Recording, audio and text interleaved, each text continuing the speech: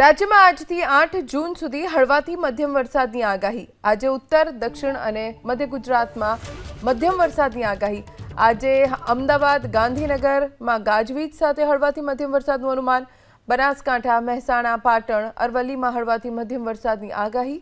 સાબરકાંઠા, વડોદરા, નર્મદા, છોટાઉદેપુરમાં હળવાથી મધ્યમ વરસાદની આગાહી છે। સુરત, વલસાડ, નવસારી, તાપી, ડાંગમાં હળવાથી મધ્યમ વરસાદનું અનુમાન। ભરૂચ, દમણ અને દાદરા નગર હવેલીમાં હળવાથી મધ્યમ વરસાદનું અનુમાન છે।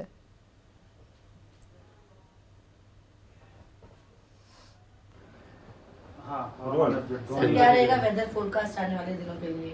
आने वाला अगले 7 दिन का जो आज का फोरकास्ट है 2 जून से लेकर आपका 8 जून तक गुजरात रीजन में जो बारिश का स्थिति रहेगा, लाइट टू मॉडरेट रेन रहेगा। अगले 3 दिन तक स्कैटर्ड एरिया में रहेगी और उसके आगे जो आपका 5 जून से लेकर 8 जून आइसोलेटेड जगह में लाइट टू मॉडरेट रेन का संभावना है।